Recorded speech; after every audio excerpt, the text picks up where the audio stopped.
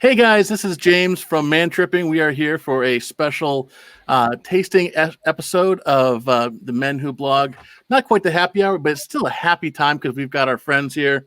And most importantly, we've got some awesome Clyde Mays. My green screen is playing tricks here, but Clyde Mays straight rye whiskey. And then we've got the extra special Clyde Mays Alabama style whiskey, which I know we've talked about what bourbon is. We talked about what Tennessee whiskey is in the past. So what is Alabama style whiskey? Well, rather than me talking about it, I'm going to let LC May talk about it. But first, wanted to introduce some of the guys that are here tonight with us. We have put together a panel of awesome Men Who Blog members, and there's cool all-around guys. We've got Mike from the Gentleman Racer. He's got a cool car site and men's lifestyle and luxury.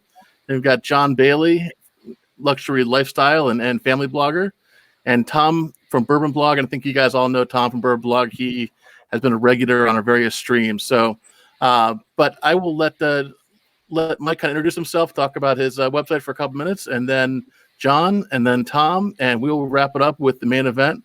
And I'll let LC talk about why he's here and all the awesome stuff we're going to be tasting in just a few moments. So, Mike, you want to kick things off? Yeah, so I'm Mike Satterfield with thegentlemanracer.com. We do automotive, lifestyle, men's, fashion and tech and travel. This is actually my second bottle of Clyde Mays. I got my first bottle of Clyde Mays Alabama style last year and absolutely loved it. So when James reached out and said, "Hey, you want to jump on and talk about whiskey from Alabama?" I said, "Absolutely." Cool. So how about you, Tom? Yes, well, it's a pleasure to be here with you this evening. We typically love joining you in the afternoon with Kevin and the. Well, apparently, Tom left. So I guess that's the joys of live video. So you're up now, John, until Tom comes back. Okay. Hey guys, I'm John Bailey from 2 Dads with Baggage, and I am learning all about whiskey. So I'm going to be the newbie. I have been a Scotch drinker for many, many years, and I've started to learn about bourbon and did a bourbon tasting recently with a flight of 8 different bourbons, and now we're on to whiskey. So I'm going to be learning a lot. You're going to be seeing me sample stuff that I haven't really done much drinking of and don't know much about. So looking forward to it. Cool. And it looks like LC, you've got some of your fans online already. So oh yeah, I know Keith. So he's giving a shout out. How you doing, Keith? Hope all is well up in the Virginia area there. And then Brian Chandler is watching as well. Brian Chandler is actually an employee of Clyde Mays. He's the state manager for the state of Alabama. He and I work a lot together. In fact, he and I make the joke that we see each other more than we see our wives because we burn up the road so much. Not so much now during the coronavirus situation with quarantine and everything, but no, I'm glad Brian's hopped on as well. Now that he hasn't already heard me say everything, a million times. So, and then we have Real J Duke says chug it. I'm not sure if it's a chug it kind of whiskey, but this is what we're going to be sipping tonight. I think I don't know if we'll be chugging tonight, but we'll we might sip a good portion though. And then Tom is back. Look, apparently you got some.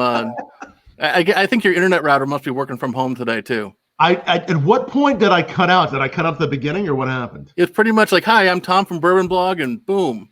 And then it went. That's all I had to say, I guess. No, it's great to be joining you guys tonight on this special edition of the Men Who Blog, and I'm a big fan of what these guys do here. We're going to try the wonderful rye whiskey and the Alabama style whiskey. But little about me: I started bourbonblog.com about 15 years ago, following the growth of bourbon whiskey. It was really the first website about bourbon, and continues to follow the rise and growth of craft distilling, bourbon whiskey, other whiskeys. When I'm not joining James and the gang, which is quite often, and I love joining them, I do a live show every night at 8 p.m. Eastern time on bourbonblog.com/live. And you can also get that on the MenWhoBlog Facebook page as well. And I host whiskey tastings across the country. And I'm now hosting virtual tastings as well. So that's kind of fun.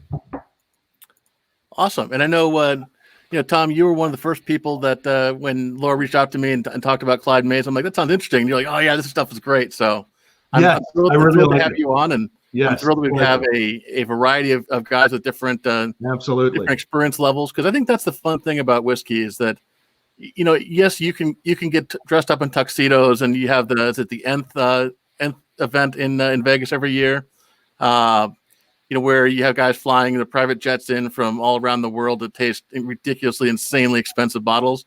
But at the same time, you can sit there in a hunting cabin in the middle of Alabama, and just kind of sip some whiskey and sit there in your boots and your jeans and your pickup truck and have a great time too. So. Yep. I think that's what's really special to me about whiskey in particular. But hey, I tell you what, I'm going to throw it to LC. You have an amazing family history that if I were to say it, it would seem like I was reading out of a novel. But from what I can tell, it's mostly true, or at least until someone says it's not true. So I guess some that's like tall tales are best left to trusting them sometimes, but. You can tell us more about all the different stuff that your grandfather did. Yes. So I am the national brand ambassador for Clyde Mays whiskey. Clyde May was my grandfather. I'm actually Louis Clyde May II. He was a moonshiner in southeast Alabama, a small town called Union Springs. And from 1946 until he died in 1990, he actually never sold a legal bottle in his life. So he was just an illegal moonshiner his entire life. Actually went to prison for 8 months in 1973, or he was arrested in 72, sentenced in 73. And, so this is the real deal. I mean, you can ask me any question you want about some of the stuff you've heard, and I'm all about the truth here. So, I'll tell you fact or fiction, but I will say that when you're a moonshiner, you live a pretty interesting life. You don't have to make anything up. So, it's just my job to, spread the gospel of Clyde and tell the world about what makes our products unique or his products unique. And I'm happy to be on the show. Thank you so much for having me. Sounds great. So I'm really excited. I guess we have the Rye is a new product. Is that right? It's the newest to our portfolio. We released it in some markets. It's going on about 2 years ago, I believe. I know a little bit over a year for sure, but it's available in almost every state. But the Rye is one that I really, really enjoy just because when my grandfather was making moonshine, he actually, was pretty heavy user of rye. A lot of people associate moonshine with corn. And he actually used his fair share of rye as well. In fact, if you look at the bottle, which I have a bottle behind me here, but the bottle is actually, we kind of tell the story of his arrest, because when he was arrested in 1972, in his possession, in addition to the illegal moonshine, still, and whiskey, they found 300 pounds of rye grain in his backyard. And they were like, all right, why does someone who's not making whiskey need this much rye? And he lied on the stand and was like, oh, I was going to plant it. And, that was a lie. But he was trying to beat a charge, so who can blame him? But we actually, with our bottle, we try to tell a story with every bottle that we make. And the story that we tell with this one is his arrest and how that went. But other than the bottle itself, it's a phenomenal product. It's really, it's like I was saying before the show started, rye whiskey is a very love-hate relationship. In my opinion, people either really enjoy rye whiskey or they are not a big fan of it at all. And I think we found the middle ground with this rye whiskey, because a lot of people that are not big fans of it enjoy it, and then people who are big fans of rye whiskey also enjoy it. So I feel like we kind of straddled the fence here when we produced this product. Well, I'm definitely looking forward to trying it. And then the other one, I guess are we going to start with the Alabama style whiskey, or are we going to start with the rye whiskey? I would start probably with Alabama style, just because it's a lower proof, and which everyone can taste however they would like to taste. But I normally like to go and order a proof. That way, you're not jumping back and forth from a higher to a lower. But our Alabama style whiskey is an 85 proof, 4 to 5 year old whiskey. And then I have mine here as well. So we'll taste with you. Okay, we're pouring. There you go. Some of these bottles have already had a few pours out of them. Well, yeah. And Tom will recognize this glass. Hey, I like that glass. It's a good glass. That's so for those of you who know that's Tom's tasting glass. I have quite a collection here from his tastings. Thank you. It's for my tasting series wine whiskey. Thanks for using it tonight. I appreciate it. Cheers, guys. Cheers. Cheers. But, so what are we smelling here? So this whiskey, I'll go ahead and say it now that everybody's tasted. People who know Clyde Mays normally associate us with the product you're drinking now. We call it our original because when we started as a company or as a legal brand, this was the only product in our portfolio for many, many years. And what the term Alabama style means is that it's finished with a hint of apple, but it's not for flavor, it's for finish. So when my grandfather, what makes his story unique is he actually aged a lot of his moonshine into whiskey. He had someone that he knew that was able to get him a 53-gallon charred oak barrel, and he was able to age one barrel at a time. And he didn't have the luxury of aging for as long as we do today. So to help, assist with some of the burn on the back finish, we would add oven-dried apple slices at the end of the aging process. So that's a process that we continue today. But I want to stress that it's not for flavor, it's for finish. In fact, that's why I like you gentlemen or whoever is tasting to actually taste it first, because I don't want to plant that in your head. But you get very subtle notes of apple and other dried orchard fruits. And this is actually, everything about this is a bourbon, but we can't call it a bourbon because we're adding that flavoring technically at the end of the aging process. But because everything else about it is a bourbon, it also has a lot of bourbon characteristics. I get notes of vanilla in it, some of those classic bourbon notes that you get as well. And so this has a pretty high rye content compared to some of the other bourbons out there. This one has 21% rye in the mash bill. It's 75% corn, 21% rye, and 4% malted barley. It's got a real nice flavor, but it definitely has some of that spiciness that's I usually enjoy in the rye. So it's kind of a nice half step between both, I think. Right. It's I think. No matter what we do, our goal is or the number one tribute we can pay to my grandfather is no matter what product we produce, we got to meet that standard of excellence that he was after. But also too, you want to follow along with his recipe as closely as possible. So having a little bit of that higher rye on that side really is our attempt to as closely adhere to his recipe as possible. Well, and then just want to give a shout out to everyone that's watching here at home.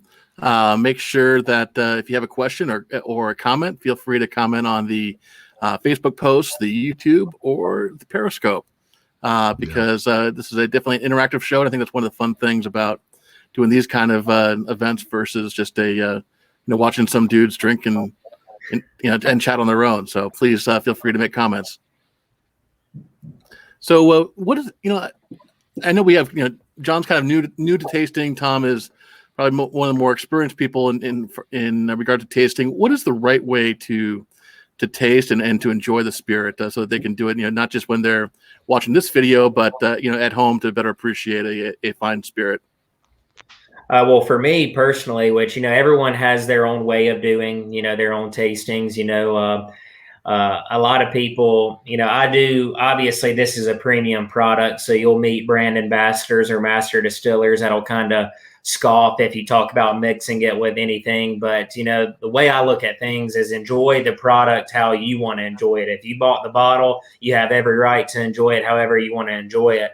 But in terms of actually tasting, and I'm sure Tom can help me out here. He's, I'm for sure done more tastings than I have over his 15 years because I've only been legally drinking for 4 years now.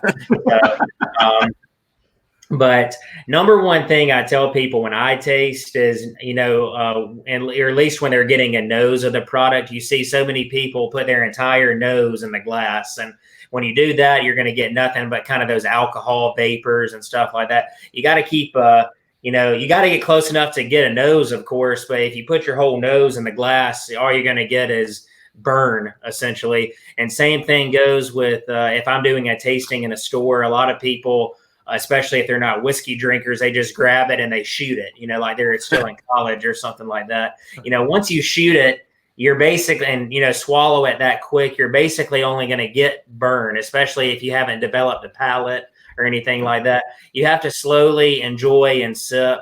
And then, of course, Fred No does the Kentucky Chew, or I don't know if he necessarily popularized, or he may have popularized, I don't know if he necessarily invented the Kentucky Chew, but basically that's, putting some on your tongue before you swallow in order to kind of lather up your tongue and get the full effect of what you're tasting, and then taking another sip right after and breathing in through your nose to kind of try to get all of those notes we're talking about when we say dried orchard fruits, vanilla, brown sugar, caramel, whatever it may be. I think that's so important, and I'm so glad to hear you telling that story and talking about it, because when I first started drinking whiskey, I actually went to Scotland and said, well, I'm here, I guess I should drink scotch, but I didn't like it. So we walked into a bar, and I said, hey, listen, teach me how to like scotch. And the bartender lined up 5 different glasses, and he said, why don't you like it? And I said, well, when I tasted it, just burns. And he's like, well, how do you taste it? So he showed me how to taste it. And he goes, do you ever get past the first sip? And I was like, no, I don't like it. I never get past the first sip. And so he's like, yeah. So nobody likes the first sip. Like it's like, he's like, you gotta cleanse your palate. You gotta let your palate settle.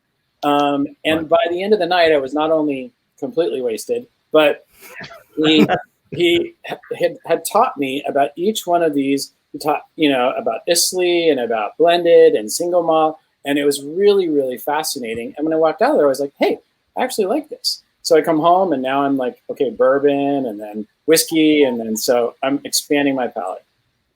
There you go. Awesome. And that's the way to do it. Well, I tell you what, John, when this is all over, we're going to have to get together and have a heck of a party, because I have been blessed by the whiskey gods. All right. Sounds good. And we're going to have a good old time. We live about 2 miles apart. So there you go. We meet in the middle with our masks on and a straw. That's right. Drinking whiskey through a straw, that's a new one. But anyhow, so yeah, really looking forward to trying the rye now. So moving from before we go on to the rye, so it says Alabama style whiskey. So is that a codified thing, kind of like a Tennessee whiskey has certain characteristics, or is that just something you guys invented and caught on? So what the term Alabama style means is that it has that hint of apple. And, of course, when you say Tennessee whiskey, most people immediately think of brands like Jack Daniels and stuff, but obviously they're not the only Tennessee whiskey. There are other brands out there.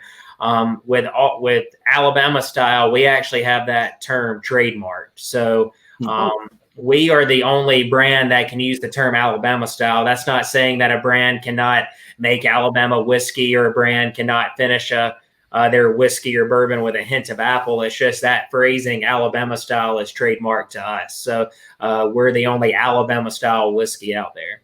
And I heard a rumor that you're actually the official state whiskey. We are. In 2004, we were actually named the official state spirit of Alabama. And we were the only state with an official state spirit for many, many years. But I think a year or two ago, I believe, don't quote me on this, but I believe Virginia adopted an official state spirit as well, and they became the second state with an official spirit. But yeah, in 2004, we were named the official state spirit of Alabama, and it was actually a Jeopardy question a couple years ago. So wow. No one got it right, by the way, but when they were asked. Which year was it again that you were the official state spirit? It was adopted in 2004, and that was official legislation. In fact, not only are we the official state spirit until Virginia, if I'm correct on that, adopted that we were the only state with an alcoholic beverage of any type as an official beverage.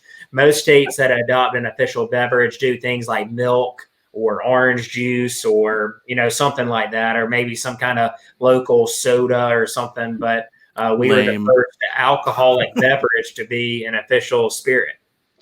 It's a great state. I drive through it at least a few times a year. Great place to go for good cocktails, good whiskey, great barbecue. I mean, it's a fun spirit and fun state. So it doesn't surprise me that that's the case. And I tell you, on this Alabama style whiskey, I mean, I think there's a really beautiful balance between like the sweetness is there, of course, and I do get that really nice sweetness. It's bright. It has some citrus. It has the vanillas, but it also is balanced by this kind of dry note on the end too. So it doesn't taste overly sweet, has juicy kind of tones towards the mid palate. But to me, the end is like really kind of nice and dry, relaxed finish. It's just a really balanced whiskey. I think it's just really nice stuff. I appreciate that. That was our goal. Like I said, the hint of apple wasn't done to flavor it. It was, to provide a unique finish to it, to give it something different. We definitely don't want something that's too sweet or anything like that. Well balanced. Really nice. Well, I tell you what, one of my favorite sounds in the entire world that sounds really good with this microphone is the sound of whiskey pouring into a glass. You've only heard a little of that the last few weeks, right? Just a little bit. My friends and my family believes me, but I usually don't drink that much. I only drink on TV. But well, I'm kind of the same way, James. I actually didn't really even get into drinking until just about a year ago, and it's been kind of a really fun experience. I was actually on a road trip through the South, and part of our tour that we were doing, we ended up at this plantation outside New Orleans that has a bar called the Turtle Bar, and I guess it just has all the whiskey in the world. Yes. And the whiskey guy there, we had a tasting, and he just went through and. I think he had one whiskey there that was like something like $1,000 a glass. He's like, "Yeah, try this." I was like, "Oh, that's pretty good." And he just looked at me like I had just kicked him in the stomach, and I didn't know. I mean, it was kind of new to me, so I really kind of enjoyed that learning process and been enjoying more and more getting into different types of spirits and drinks, and just having a great time, kind of learning how to appreciate these things better. Yeah, your comment about the price was something that. I had a very similar experience with Glenfiddich. I guess Tom just dropped off again. But anyhow, we did this amazing tasting at the Whiskey House, which just got a nomination or an award a couple of years ago for the largest selection of whiskeys in one bar. And they did the tasting going from everything from like the basic stuff all the way up to a 40-year Glenfiddich, which comes in its own special box with a lock and key and the pomp and circumstance. And at the end of it, the ambassador goes, "So which one did you like or like the most?" And I knew the answer was supposed to be like, "Oh, the 40-year was awesome. That $1,000 a dram or whatever it was." And I'm like, "Well, the 8-year Bourbon Barrel Reserve that was probably my favorite, and that was like a $25 bottle compared to to $1,000." So, I think it's really important that people don't lose track of the fact that. Price is not necessarily a reflection of absolute quality. It's not necessarily a reflection of your preferences. I mean, I have a bye Tom, a good friend who swears by Jose Cuervo, Cuervo Gold, and okay, that's just wrong. And that's my view too. And I'm certainly not going to defend Cuervo Gold's quality or anything. But if that's what you like, if that's what you want to spend your money on, drink it and enjoy it. But the official liquor of my freshman year of college, and that's why most people don't like tequila. But it is what it is. But I think that you guys hit a really nice price point where it's not in crazy expensive territory. What is clearly, the price? It's going to depend on what market you're in and what state, but relatively speaking, the Alabama style. Retails around $30, and then the rye normally retails around $40. But like I said, that's all dependent on what state you're in and what market you're in. And that's for the 750. Yes, for the 750 milliliter. Yes, yeah, and so it's $30 for a premium whiskey that tastes as good as this, and it's good enough, as good quality, and as good a packaging, and I mean obviously the phenomenal story. Yeah, that's a great deal. That's really good for craft spirits. Yes. You know, you see stuff that's $60, $80 that, you know, I'm not going to piss on anybody else's whiskey, but I'd rather have yours at 30 than some of the ones I've had at 60 or 80. Yeah. So, Well, I appreciate that. Thank you. so cheers to you. Cheers to your granddad. And Cheers. Cheers. Hey, LC. and Keith Gray says it is $32.99 for an 85 Alabama style. Where In Virginia, yeah. In Virginia. All right.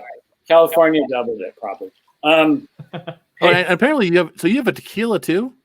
Our company has a tequila as well. So when you were talking about that, and you were talking about, you know, quality products, look out for Prospero, phenomenal tequila. And I'm not a big tequila guy, to be completely honest with you.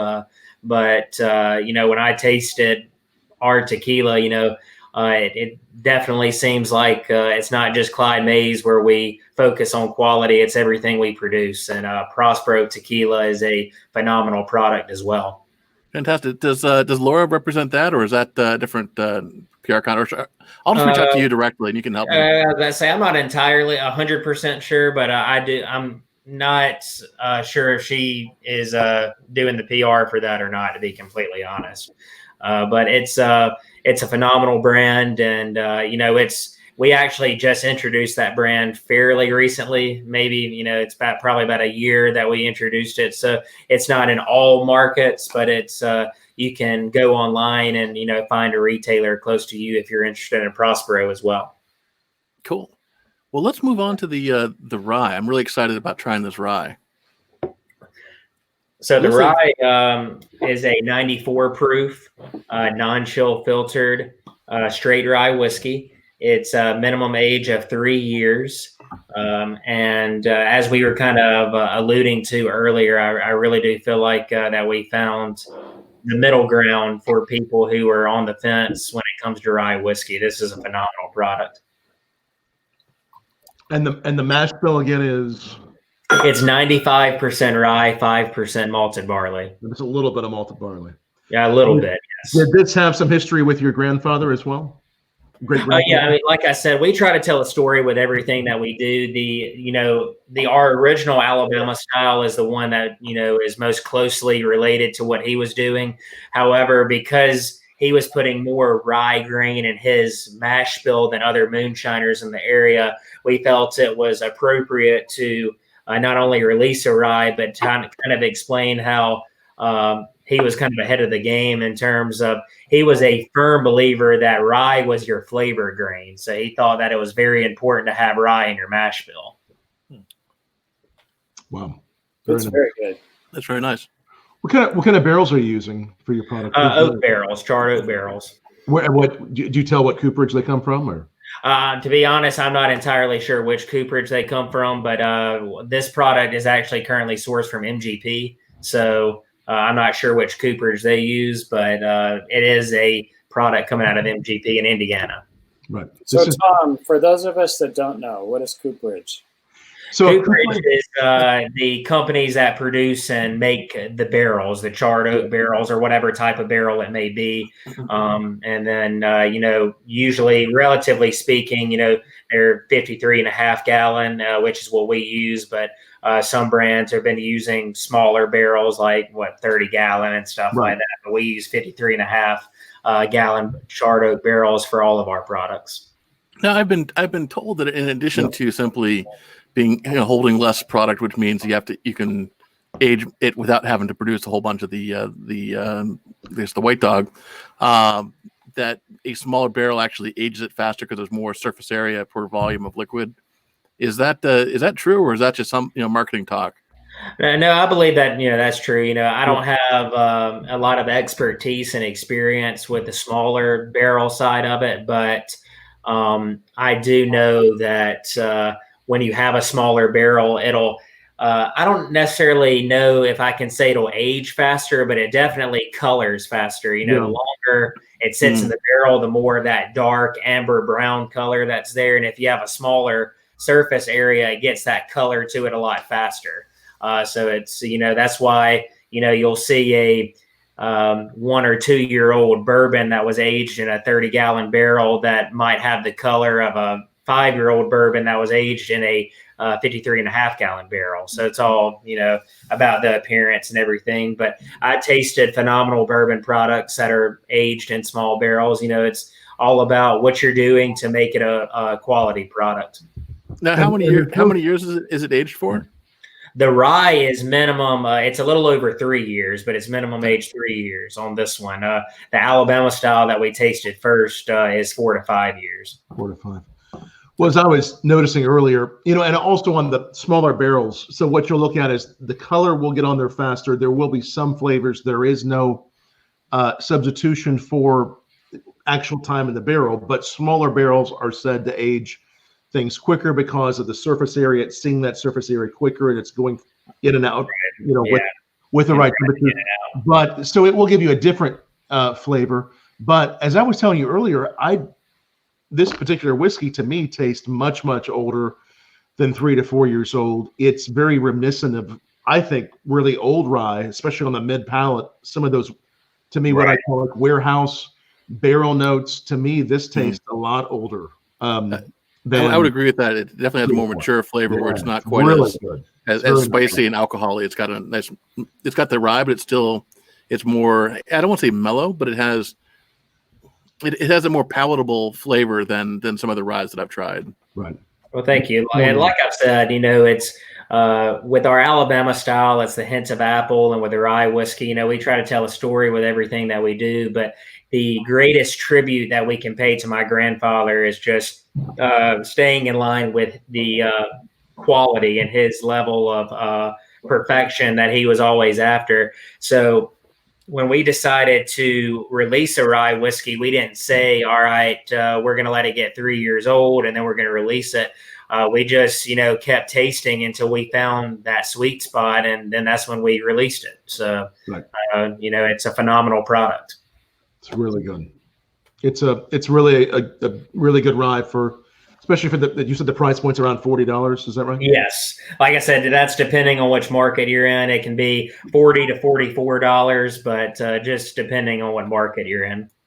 And you can go to ClydeMays.com. There's a product locator that you can find out how to get it. And I'm sure you can contact your folks at Drizzly and Instacart as well, correct? If you go to our website, you can actually go to reservebar.com. There's a direct link from our website to Reserve Bar, and they do ship. They don't ship to all 50 states, of course, because states have different laws, but they will, find us on there, and we have all of our products available on Reserve Bar. And if you're unable for whatever reason to find it in your local store and you live in a state that they ship to, which they ship to most states, but Alabama's not one of them. So I'm used to being, not able to have whiskey or bourbon shipped to me, but that's a great resource. But our product locator as well, you just type in your zip code, and not only will it show you liquor stores, it'll show you bars and restaurants, which I know we're kind of in depending on where you live with everything going on with the COVID situation. But I know in some states, bars and restaurants are starting to slowly reopen at a smaller capacity and things like that. So it's just go to ClydeMays.com, and we can definitely help you find a bottle. And if you're having trouble, feel free to reach out to us on our social media channels as well, and we'll be happy to help you. Excellent. So I'm curious, with the heritage you have, and especially the Alabama style whiskey, there's some fun cocktails that people have created around incorporating Alabama fruits and right. Making an Alabama cocktail. We have several that, we try to tie in to the best of our ability, with the name and things like that. But, a lot of people that have made phenomenal cocktails don't so much play on the Alabama, or they play on the Alabama style aspect, and really do something good with that hint of apple. I am not a mixologist. When people ask me how I drink it, I tell them neat or on the rocks. That's how I drink it. However, when I do drink a cocktail, I'm not very talented, unfortunately, at creating something fancy. So I like to be pretty simplistic. But something as simple as, which we're kind of getting in the time of year where it's not too cold. But if it's cold outside, hot apple cider and Clyde Mays whiskey. About it. But then I've been in places like Boston, Massachusetts. There's a restaurant there that made a phenomenal old fashioned using our Alabama style whiskey, where instead of garnishing with an orange slice, they used a Granny Smith apple slice or a green apple slice to kind of play on those Alabama style notes. So a lot of, and I could go on and on forever. There's been a lot of phenomenal cocktails that have been made all over the country. I've been lucky enough, I should say, to travel to many, many, many markets and taste some of the best cocktails I've ever tasted in my life using Clyde Mays Alabama style whiskey. How about you, Tom? You're probably the most traveled as far as cocktails goes. Have you seen anything interesting?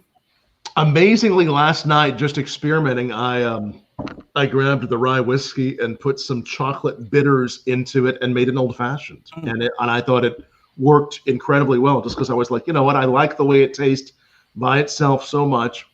I want to try it in a cocktail, and it came out incredible. And I can see a lot of applications for the Alabama style whiskey. And I feel like I've seen them on cocktail menus. I'm not sure if I can remember one right now, but with that fruit and that dryness and the spice, all the nice balance of those, I bet it would go well in so many nice bourbon cocktails, Manhattans, old fashions. I'm sure there's a lot we could do with this. I'm gonna have to experiment with this some more because it's so good. So how about you, John? Was that a Manhattan or an old fashioned that you guys made? And was that just a straight? It was an old fashioned. Yeah, and with those beautiful, juicy, syrupy Luxardo cherries. Nice. And it was delicious. In fact, it was so delicious that there were two, not just one, and not much dinner. Yeah, I've got some Traverse City cherries, so I might have to make myself one. Nice. There you go. So, how about you, Mike? What are your thoughts, and what have you? Yeah, I mean, it's really smooth and really great. I mean, for me, it's just I'm again fairly new to drinking in general, but it's been probably one of my favorites. I got my first bottle of the Alabama style last year, like I said, and I really enjoyed it. Kind of shared it with some of my friends who are in the bar scene here in Texas, and they were really impressed with it.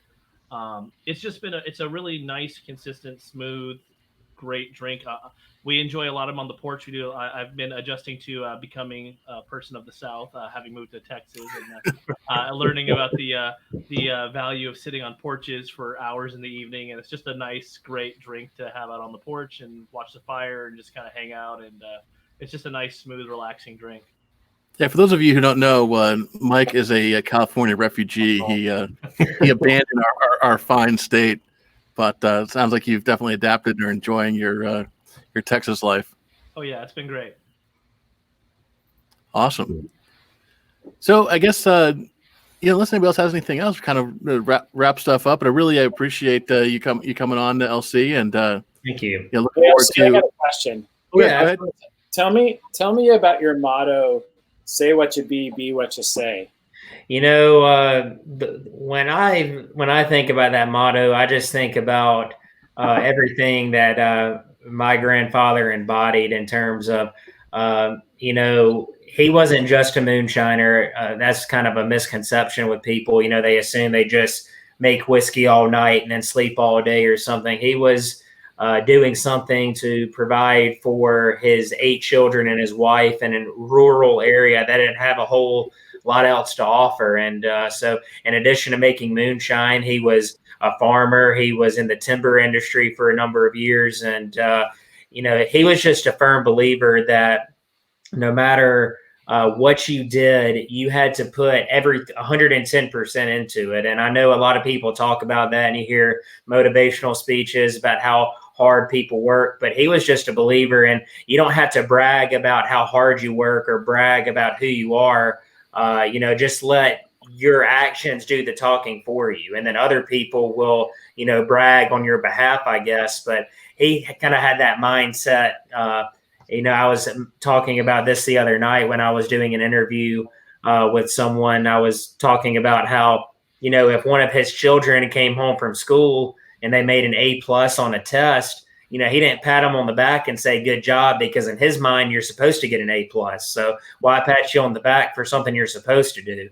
So when he made his whiskey, everything that he made, he felt like his reputation was attached to it. So if he told you you were getting the best moonshine or the best aged whiskey you could buy, he made damn sure that that was the truth.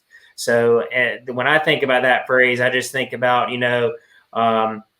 if when you do talk and you say something about yourself, let your actions do the talking for you. Just like we can sit here and taste and talk about how phenomenal our Clyde Mays is as a product, and it is a phenomenal product. However, at the end of the day, we got to let the product do the talking for us. Go out there, buy a bottle, and you'll see for yourself. And Keith wanted us to also mention the fact that he was a World War II veteran. I understand he's a Purple Heart recipient. Purple Heart and Bronze Star recipient.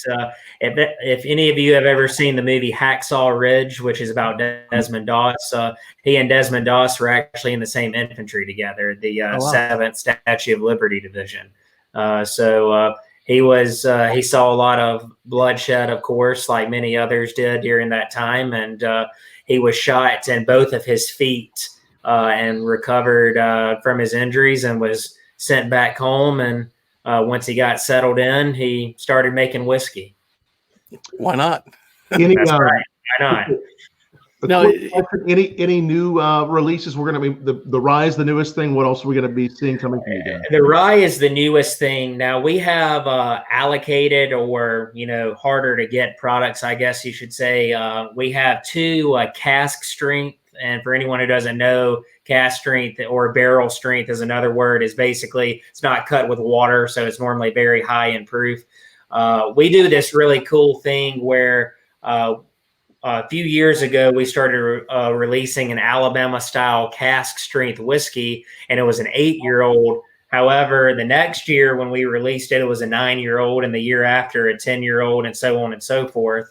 And this year, it'll be a 12-year-old. So our 12-year-old Alabama-style cask-strength whiskey will hit the shelves this year, as well as a 13-year-old cask-strength bourbon. And like I said, those are limited in number. It's around 3,000 to 3,500 bottles for the entire country. However, fortunately, normally if you look hard enough, you can come across a bottle, and we can always help fans out there locate a bottle if they're having trouble. But those haven't been released yet, but that is something that's coming down the pipeline. And what's the price point on that? Is that clearly it's going to be a little bit more than $30 price point. That's going to be I know the cask strength bourbon.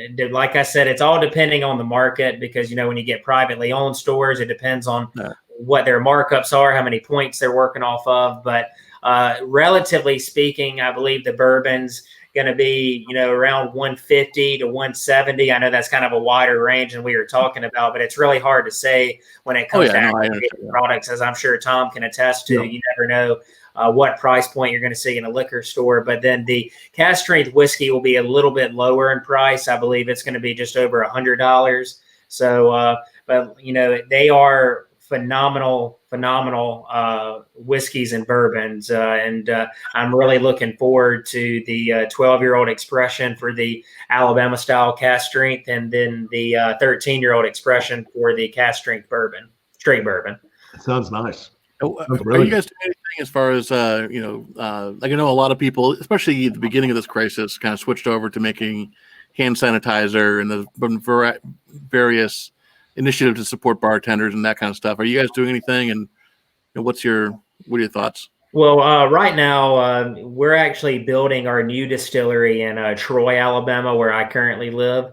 We're very excited about that project. That's something we'll be breaking ground on later this year. I'm not sure of an exact date due to the COVID situation.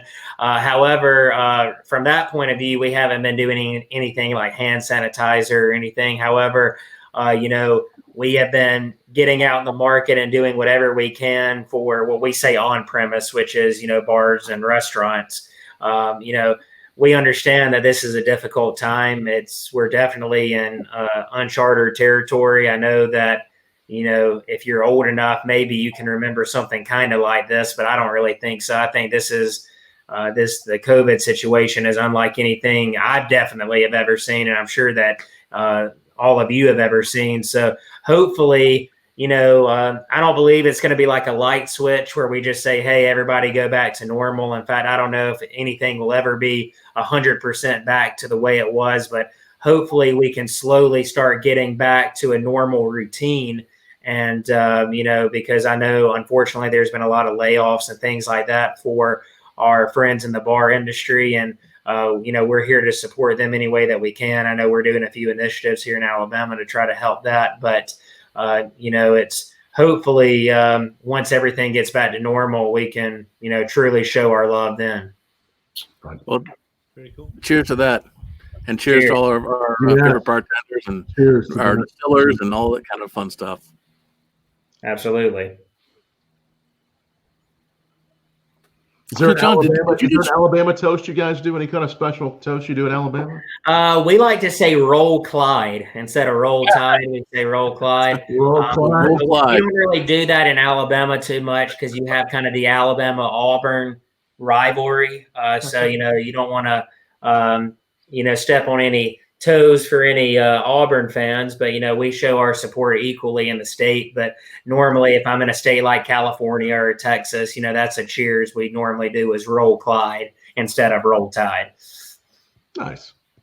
Now your new distillery, is that going to have more of a tourism focus, or is it strictly absolutely industrial? It's going to be a distillery, and it's going to have, of course, Rick House's bottling facility.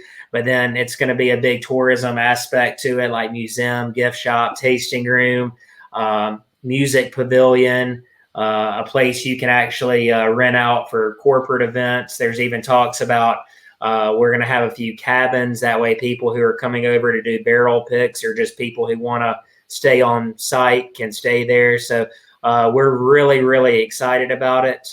And I know I'm definitely excited about it because it's being built right here, so close to home, and where Clyde Mays was, making it, this brand really has come full circle from a man who was making it illegally in the Alabama pine trees so many years ago. And now we're doing everything legal. So I'm really excited about it. Now you said that's in Troy, Alabama, correct?